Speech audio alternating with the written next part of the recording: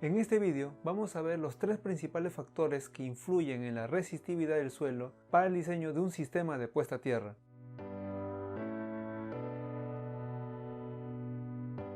Bueno, yo soy Javier Fernández, este es mi canal y estaré subiendo vídeos asociados al aterramiento eléctrico o sistemas de puesta a tierra.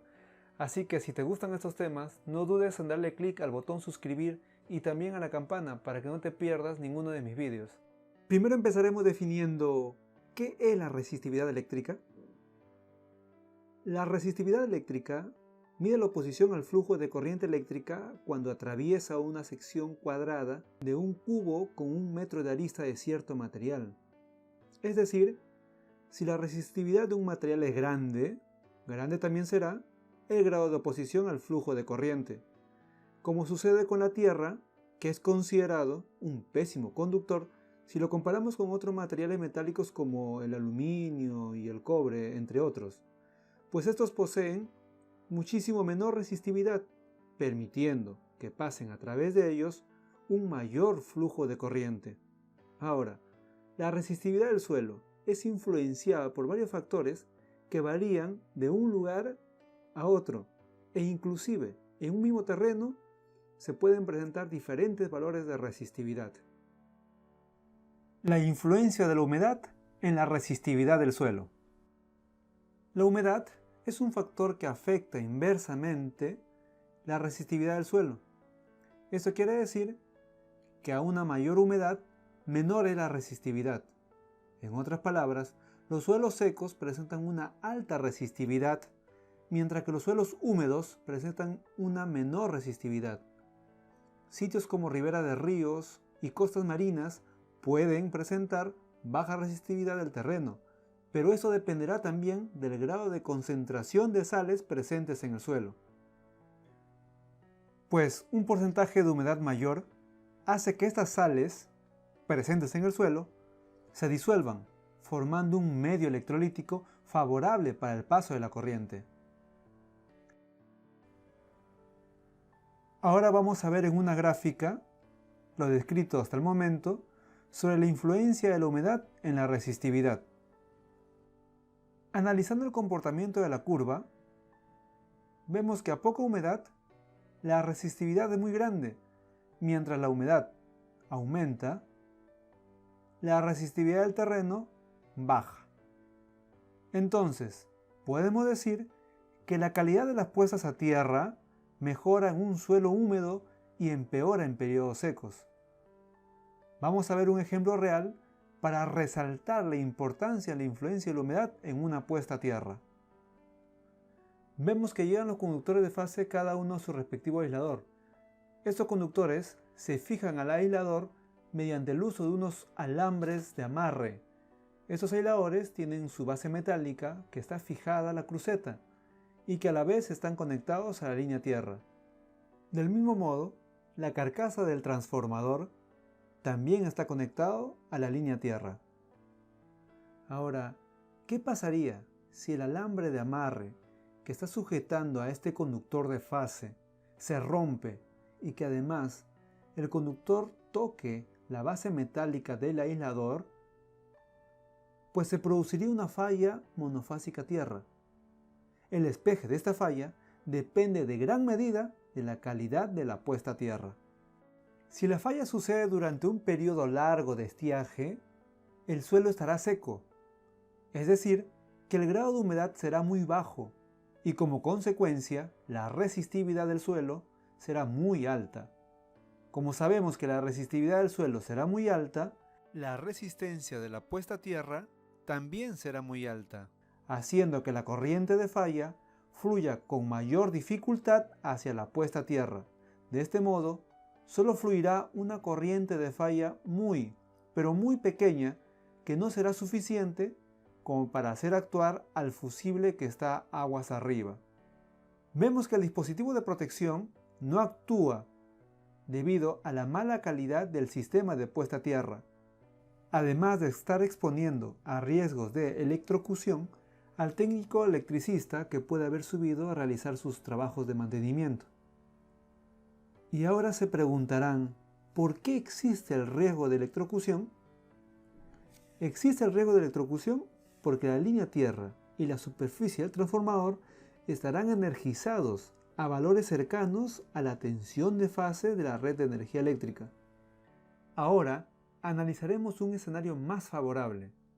Si la falla sucede durante la ocurrencia de lluvias fuertes, el suelo estará mojado, es decir, que el grado de humedad será muy alto.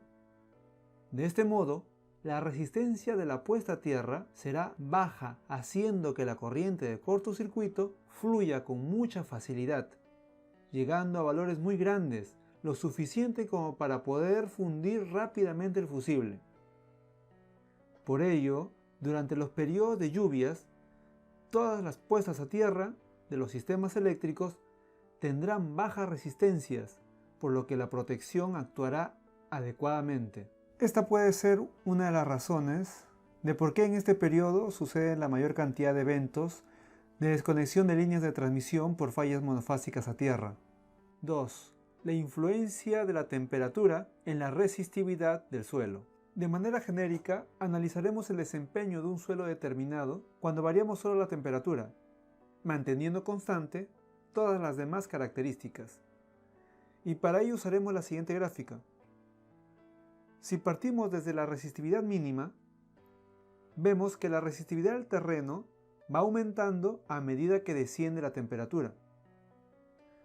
Ahora analizamos el tramo comprendido entre las temperaturas de algunos grados cercanos a 0 y 80 grados Celsius. Vemos que en el tramo que tiene temperaturas inferiores a 5 grados respecto al tramo comprendido entre 20 y 80 grados, la resistividad del terreno se duplica. Vemos también que en 0 grados Celsius esta curva sufre una discontinuidad, aumentando el valor de la resistividad en ese mismo punto. A partir de este punto, el aumento de la resistividad del suelo es aún más acentuada conforme siga disminuyendo la temperatura de congelación del agua a grados bajo cero. Es decir, la compactación, la aglutinación, así como la reducción del movimiento de los electrolitos del agua están produciendo el aumento de la resistividad del suelo. Ahora que tenemos claro la influencia de las bajas temperaturas en la resistividad del suelo, debemos tener presente que en las zonas con peligros de heladas, los sistemas de puesta a tierra se deberán enterrar a una profundidad que no alcance esas bajas temperaturas, o tenerlo en cuenta para los cálculos y determinar la profundidad de la instalación. En el otro extremo, con temperaturas elevadas que están próximas a los 100 grados Celsius, el estado de vaporización deja al suelo más seco, dejando burbujas internas, dificultando de esta manera la conducción de la corriente y como consecuencia se elevará el valor de la resistividad. Y si se eleva la resistividad, también se elevará el valor de la resistencia de la puesta a tierra, haciendo que la tensión de toque llegue hasta la tensión de la red eléctrica, situación que es evidentemente peligrosa para las personas. Pero hay que tener en cuenta también que este fenómeno afecta más a la superficie que a las capas interiores o profundas del suelo, donde la humedad es muchísimo más estable. 3. La influencia de la estratificación en la resistividad del suelo. Los suelos, en su gran mayoría, no son homogéneos. Están formados en profundidad por capas de diferentes agregados y por lo tanto de diferentes resistividades. Esas capas, debido a las formaciones geológicas, son en general horizontales y paralelas a la superficie del suelo. La resistividad total o aparente de un suelo es el resultado de las diversas capas que lo constituyen. Puede suceder que una sola capa presente una resistividad tan baja que la influencia de las demás capas sea imperceptible, tal como cuando se alcanzan zonas de agua o el nivel freático. El desconocimiento a priori de la resistividad de las capas inferiores nos obliga a realizar el estudio y medición de la resistividad del suelo. Esto si es que necesitáramos conocer el valor de la puesta a tierra a una profundidad determinada. Entonces, el estudio de la resistividad del suelo se vuelve muy importante, pues nos permite determinar la configuración geométrica que debe tener la puesta a tierra, O sea, determinaré si mi puesta a tierra tendrá 1, 2, 3 o más varillas, o si tendrá cable de cobre enterrado haciendo la función de contrapeso, o si tendrá una malla conformada por varillas y conductores de cobre. También conoceré a qué profundidad estará la capa de terreno que tiene menos resistividad y que sea favorable para obtener una menor resistencia de puesta a tierra. Con este conocimiento, también podré decidir si hacer pozos a tierra de forma vertical u horizontal. Ahora, como resultado de la variación de la resistividad de las capas del suelo, se tiene la variación de la dispersión de la corriente, como se muestra en la siguiente imagen. La parte de la mitad izquierda representa un suelo con flujo de dispersión de las corrientes eléctricas y superficies equipotenciales en un suelo homogéneo. Y en la parte de la mitad derecha vemos el comportamiento de los flujos de dispersión de las corrientes eléctricas en torno a la puesta a tierra en un suelo heterogéneo, que está formado por dos capas, siendo la resistividad de la segunda capa menor que de la primera. Vemos que las corrientes de dispersión eléctrica, representadas con líneas continuas cóncavas hacia abajo, van desde la superficie del suelo hasta la capa de tierra profunda, siguiendo a la que tiene menos resistividad. En esta otra imagen, igual que en la anterior, la parte de la mitad izquierda representa un suelo con flujo de dispersión de las corrientes eléctricas y superficies equipotenciales en torno a un suelo homogéneo. Y en la parte de la mitad derecha se ve el comportamiento de los flujos de dispersión de las corrientes en torno a una puesta a tierra en un suelo heterogéneo, conformado por dos capas, pero esta vez la resistividad de la capa profunda, es decir, la resistividad de la segunda capa, es mayor que de la primera capa.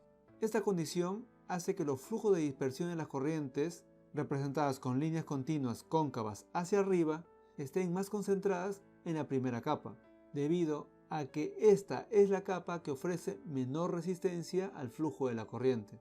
Bueno, llegamos a la parte final. En este vídeo se mostró los tres principales factores que influyen en la resistividad, como la humedad, la temperatura y la estratificación del suelo, existiendo otros factores como la compactación, la presión, la composición química de las aguas estancadas y las variaciones estacionales, que serán motivos para otros vídeos. Bien, si les ha gustado el vídeo de hoy, no se vayan sin dejarme un like. También me pueden dejar comentarios, consultas, dudas, preguntas. Y si aún no estás suscrito, suscríbete para que no te pierdas mis contenidos que estaré publicando de manera periódica y gratuita en este canal. Bueno, eso fue todo, un abrazo y nos vemos en el próximo vídeo.